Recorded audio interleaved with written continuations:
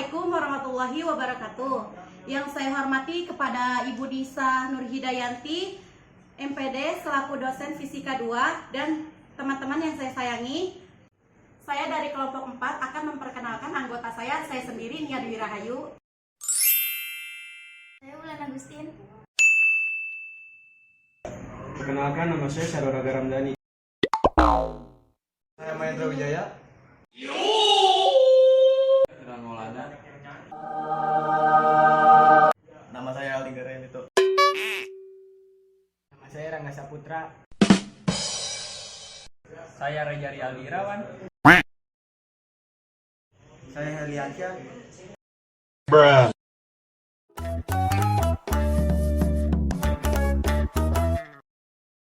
Materi pertama yang akan dibawakan oleh saya sendiri.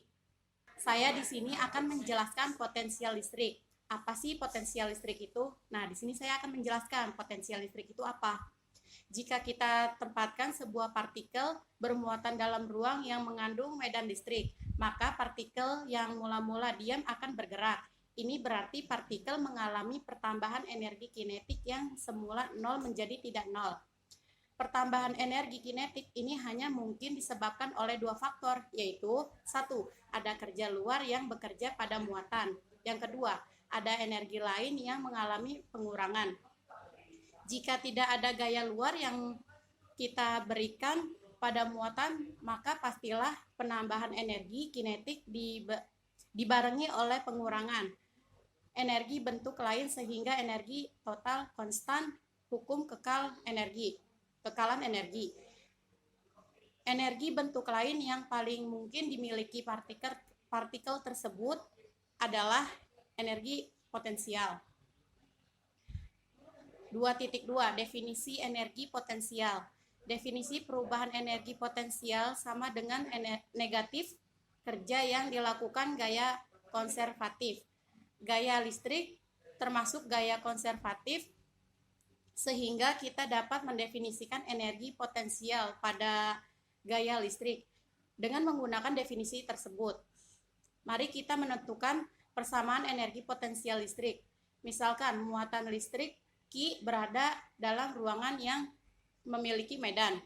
Listrik ER, gaya yang dialami muatan tersebut adalah FR sama dengan QER. Dengan demikian, kerja yang dilakukan untuk memindahkan muatan dari posisi R1 ke posisi R2. Lihat gambar 2.1 adalah, nah di sini udah ada contohnya. Udah ada contoh rumusnya. Dengan menggunakan definisi bahwa kerja oleh gaya konservatif sama dengan negatif perubahan energi potensial, maka kita dapat menulis. Di sini juga ada rumus contohnya ya, ada contoh rumusnya. UR1 adalah energi potensial listrik pada posisi acuan R1 dan UR2 adalah energi potensial listrik pada posisi acuan R2. Di sini juga ada contoh gambarnya. Nah, di sini saya akan menjelaskan gambar 2.1. Muatan dipindahkan dari posisi R1 ke posisi R2 yang berbeda dalam ruangan yang mengandung medan listrik. Diperlukan kerja untuk memindahkan muatan tersebut. Energi potensial didefinisikan sebagai negatif RJ yang dilakukan. Agar melihat lebih eksplisit bentuk-bentuk persamaan energi potensial, mari kita menghitung energi potensial sebuah partikel yang bermuatan Q yang berbeda pada jarak R dan muatan lain Q. Pada gambar 2.2, kedua muatan sama-sama berupa titik. Kuat medan listrik di sekitar muatan Q dapat dihitung dengan muatan menggunakan hukum Coulomb. Nah, di sini juga ada rumus contohnya ya. Dengan demikian energi potensial yang memiliki muatan Q adalah, sudah jelas kan rumus contohnya ini udah ada. Ini ada contoh gambarnya. Pada gambar 2.2, menentukan energi potensial muatan Q di sekitar muatan Q. Karena EQ dan DR sejajar membentuk sudut 0 derajat. Maka EQ DR sama dengan EQ DR cos 0 derajat. EQ DR dengan kemudian persamaan sebelumnya dapat dituliskan menjadi, udah ada contohnya, sudah jelaskan, nanti kita pelajari lagi. Bila kita ambil titik acuan pada jarak tak berhingga, R1 sama dengan potensial ditetapkan sama dengan 0. U sama dengan 0, maka diperoleh, udah ada contohnya juga, nanti kita jelaskan lagi. Tampak bahwa energi potensial sebuah muatan dalam medan yang dihasilkan muatan lain berbentuk titik perbandingan terbalik dengan jarak. Materi selanjutnya akan dibawakan oleh Ulan Agustin. Materi selanjutnya adalah potensial listrik. Sehari-hari kita lebih sering mendengar potensial listrik atau tegangan listrik daripada energi potensial listrik. Contohnya, kita menyebut tegangan listrik PLN 220 volt, tegangan baterai 1,5 volt, tegangan aki 12 volt, dan seterusnya. Potensial listrik didefinisikan sebagai energi potensial, persatuan muatan listrik. Berikutnya, kita akan membahas potensial listrik yang dihasilkan oleh sejumlah sistem seperti satu partikel, banyak partikel, pelat sejajar, dan benda dengan distribusi muatan tertentu.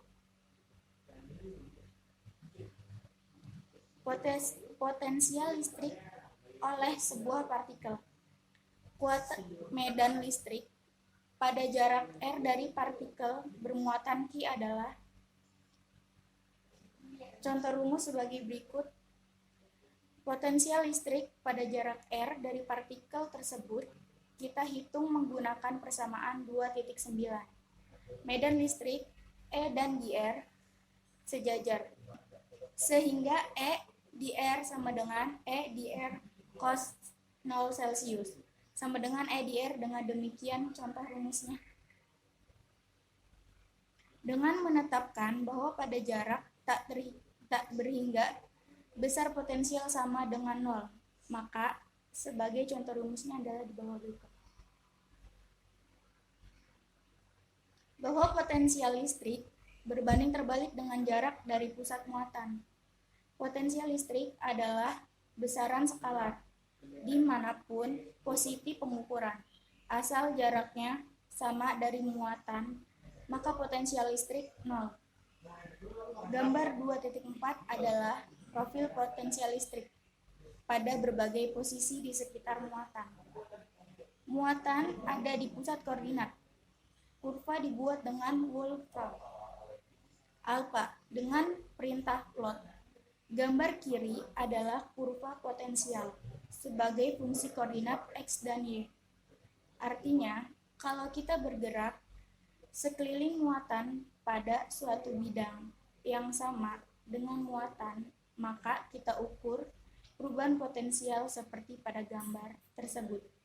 Gambar kanan adalah kurva yang menyatakan potensial yang bernilai sama. Berikut adalah gambarnya, dan gambar 2.4 di sebelah kanan, profil perubahan potensial listrik pada berbagai titik di bidang yang sama, dengan tempat muatan berbeda. Muatan berada di pusat koordinat. Di sebelah kanan, kurva yang menyatakan lokasi dengan potensial konstan atau ekipotensial. Sekian penjelasan dari saya, dan materi selanjutnya akan dibawakan oleh Syahrul Aga Ramdhani. Saya sendiri Syarul Aga Ramdhani, saya akan membawakan materi selanjutnya, yaitu 2.4, potensial listrik yang dihasilkan banyak partikel. Yang pertama, cara menentukan potensial listrik yang dihasilkan banyak partikel cukup mudah, yaitu hanya dengan melakukan penjumlahan aljabar atau penjumlahan biasa. Potensial listrik yang dihasilkan masing-masing partikel, untuk medan listrik kita harus melakukan penjumlahan secara vektor atau memperhatikan besar dan arah. Selanjutnya, sebagai ilustrasi, gambar 2.7 adalah ilustrasi potensial listrik pada berbagai posisi di bidang yang sama dengan muatan yang dihasilkan oleh lebih dari satu muatan. Ini gambar 2.7. Potensial, profil potensial, kiri dan kurva ekipotensial yang kanan, yang dihasilkan muatan plus Q yang berada pada koordinat 0,0 dan muatan min 2Q yang berada pada koordinat 1,0. Membawa profil potensial kiri dan kurva ekipotensial kanan yang dihasilkan 4 muatan masing-masing plus Q yang berada pada koordinat 0,0, min Q pada koordinat 1,0, plus Q pada koordinat 1,1, dan min Q pada koordinat 0,1. Semua gambar dibuat menggunakan perintah plot pada Wolfram alpha. 2.5 Potensial momen dipol. Kita telah mendefinisikan momen dipole sebagai dua muatan yang besarnya sama tetapi berbeda tanda dan dipisahkan oleh jarak tertentu atau tidak berimpit. Momen dipol dirumuskan pada gambar 2.8. Yang selanjutnya, apabila dilihat dari jauh, dua muatan momen dipol tampak sangat berdekatan atau hampir berimpit sehingga muatan total momen dipol yang terukur 0. Namun, jika diamati dari dekat, momen dipol tampak sebagai dua muatan yang terpisah. Gambar 2.10 adalah contoh kurva ekipotensial pada berbagai nilai. Selanjutnya, gambar 2.10 adalah contoh kurva ekipotensial pada berbagai nilai. Tertulis pada urpa, makin besar V maka kurva makin kecil. Artinya kurva dengan potensial yang besar lebih dekat ke momen dipol. Potensial terbesar berada pada sumbu momen dipol dan terkecil pada sumbu tegak lurus momen dipol. Pada gambar 2.10, kurva ekipotensial yang dihasilkan momen dipol, ekipotensial artinya potensial sama besar. Pada kurva yang sama besar, potensial sama. Materi selanjutnya akan dibawakan oleh Firman Maulana. Saya Firman Maulana akan melanjutkan materi tentang 2.6 potensial listrik plat tak berhingga. Gambar 2.11 medan listrik yang dihasilkan plat tak berhingga arahnya tegak lurus plat karena sifat simetris. Setiap titik pada plat memiliki sifat yang sama. Kemanapun kita bergerak sepanjang plat, maka kita mendeteksi medan yang arahnya sama. Ini hanya mungkin terjadi jika arah medan tegak lurus plat. Persoalan ini dapat dilihat hanya dalam kasus satu dimensi. Kita akan mencari potensial pada titik sembarang yang berjarak X dari plat seperti diilustrasikan pada gambar 2.11. Potensial plat kita anggap V0 dengan menggunakan persamaan 2.5, maka kita dapatkan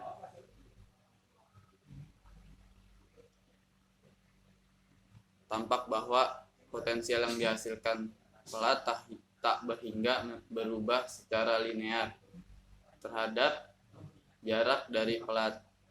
Pada jarak tak berhingga, potensial menjadi tak berhingga. Positif atau negatif tergantung pada jenis muatan plat. Berikutnya kita akan mencari potensial listrik yang dihasilkan oleh dua plat yang tak berhingga dalam posisi sejajar dan terpisah sejauh D titik. Masing-masing plat memiliki kerapatan muatan 1 dan 2. Misalkan potensial plat pertama V1 0 dijadikan referensi gambar 2.11, 2.12. Kita mulai dengan mencari potensial di antara dua plat pada jarak X dan plat pertama berarti pada jarak D min X dari plat kedua. Selanjutnya 2.12 variabel untuk menentukan potensial listrik antara dua plat tak berhingga. Dengan demikian potensial pada berbagai titik di antara dua plat menjadi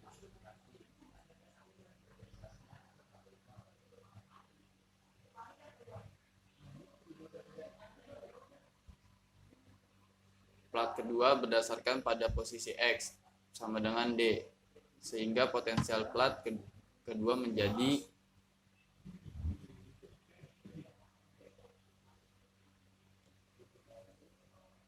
berikutnya kita tentukan potensial di sebelah kanan plat kedua seperti diilustrasikan pada gambar 2.11 di atas. Kita ambil plat kedua sebagai referensi. Kuat medan listrik pada daerah di sebelah kanan plat kedua adalah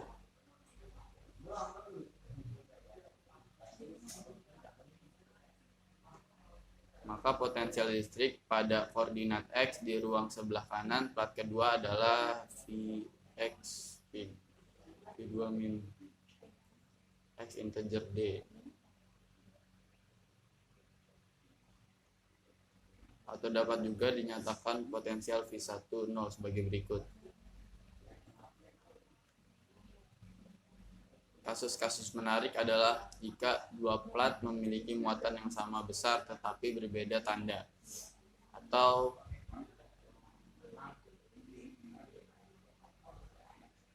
ada kasus ini maka potensial di antara dua plat menjadi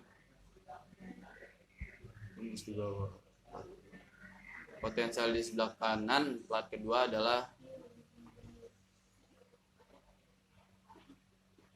selanjutnya yaitu materi 2.7 potensial listrik sekitar kawat lurus. Ada yang menguntungkan dalam menghitung potensial listrik dibandingkan dengan menghitung medan listrik. Ada yang menguntungkan dalam menghitung potensial lirutik dibandingkan dengan menghitung medan listrik.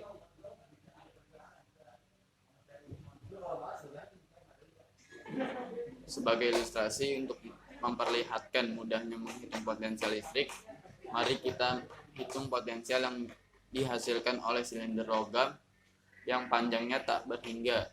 Silinder tersebut memiliki jari-jari A dan dipasang pada potensial V0. Sedangkan kuat medan listrik di dalam silinder 0, mari kita hitung potensial di luar silinder pada jarak R dari sumbu silinder. Kita gunakan permukaan silinder sebagai posisi referensi di mana VR sama dengan V0. Potensial pada sembarang posisi di luar silinder memenuhi. Karena silinder terbuat dari kondor, maka potensial di seluruh bagian konduktor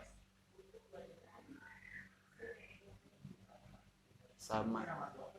Jadi pada posisi 0 kurang dari R kurang dari R besar potensial sama dengan potensial di permukaan, yaitu V0. Gambar 2.14 adalah plot beda potensial sebagai fungsi jarak dari sumbu kawat. Gambar 2.14 perbedaan potensial sebagai fungsi jarak dari sumbu kawat. Beda potensial dinyatakan dalam satuan 2. Sedangkan jarak dari sumbu kawat dinyatakan dalam satuan R. Materi selanjutnya akan dibawakan oleh Mahendra Wijaya. Ya, di sini saya akan menjelaskan 2.1 kapasitor. Kamu tentu pernah memencet tombol keyboard komputer. Jika kamu pencet tombol A, maka monitor komputer muncul huruf A. Mengapa hal itu terjadi?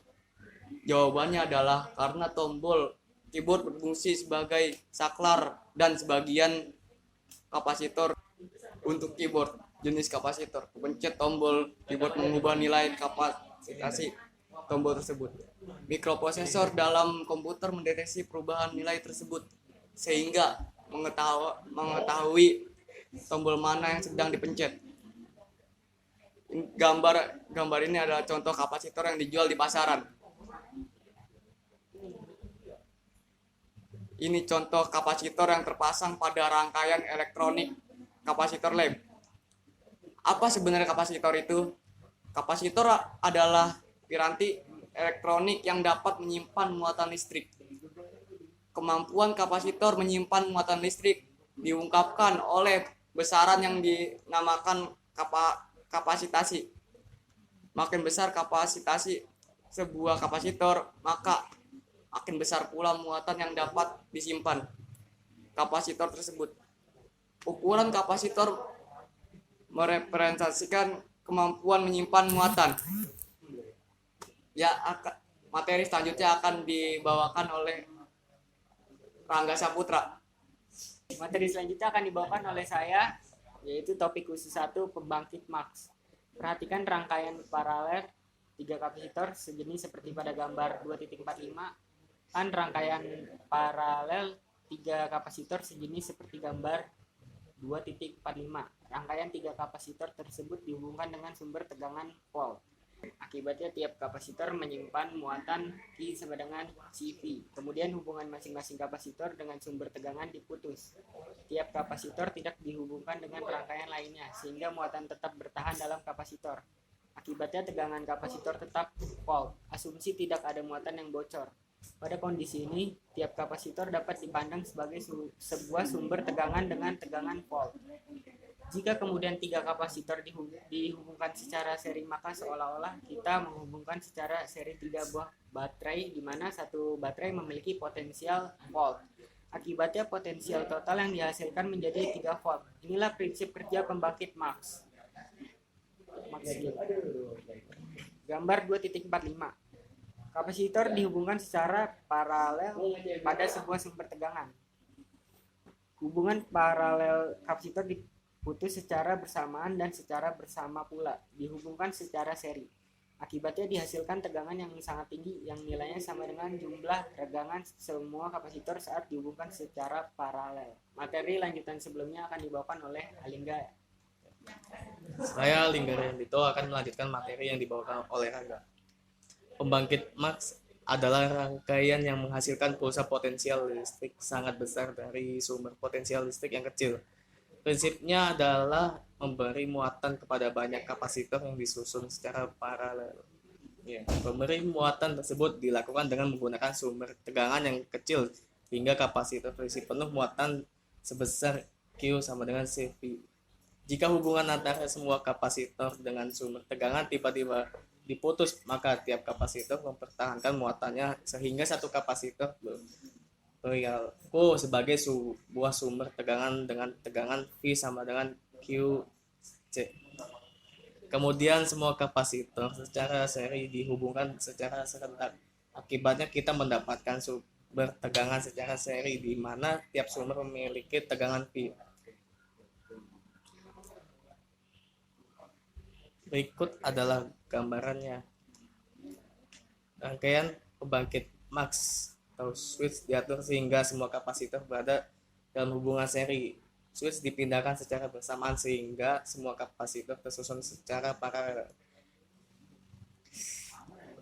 Gambar di atas proses pengisian kapasitor. Semua saklar dibuka sehingga semua kapasitor terhubung secara paralel. Gambar di bawah adalah ketika semua saklar tiba-tiba ditutup. Akibatnya semua resistor menjadi tidak berfungsi dan semua kapasitor tersusun secara seri. Pada output diperoleh tegangan yang sangat besar. Pembangkit Marx yang digunakan untuk mengetes komponen transmisi tegangan tinggi yang berada di TU Dresden, Jerman. Gambar di atas adalah contoh pembangkit Marx yang ada di TU Dresden, Jerman. Alat ini digunakan untuk mengetes peralatan yang akan dipasang pada saluran tegangan tinggi. Berikutnya adalah materi yang akan dilanjutkan oleh Riyaldi Irawan. Materi kali ini yang akan saya bawakan yaitu topik khusus 2, yaitu nanokapasitor dan blokade kolom. Sekarang para peneliti sedang giat mengembangkan riset bidang nanoteknologi. Nanoteknologi merupakan teknologi masa depan yang diyakini akan membawa kesejahteraan lebih besar bagi umat manusia. Nanoteknologi akan menghasilkan kemajuan pesat di berbagai bidang, ICT, pengobatan, kedokteran, pertanian, lingkungan, material, transportasi, dan sebagainya. Nanoteknologi adalah teknologi yang memanfaatkan sifat-sifat material yang berukuran beberapa nanometer. 1 nanometer sama dengan 1/1 miliar meter. Ya, banyak ya nolnya. Nanoteknologi adalah teknologi yang memanfaatkan sifat material dalam rentang 1 nanometer hingga 100 nanometer. 1 nanometer setara dengan jejeran 10 atom dan 100 nanometer setara dengan jejeran 1000 atom. Contoh device yang sedang dikaji adalah kapasitor ukuran nanometer. Bagaimana bentuk kapasitor tersebut? Kapasitor tersebut adalah sebuah bola logam dengan jari-jari dalam orde nanometer. Kita sudah turunkan persamaan kapasitansi sebuah bola konduktor. Beberapa nilai kapasitansi jika jari-jari bola tersebut 1 nanometer, nilainya adalah C4V dikali 8,85 kali 10 min 12 dikali 10 pangkat min 9 sama dengan 1,1 dikali 10 pangkat min 19 F. Ini adalah nilai yang sangat kecil, tetapi apa manfaatnya?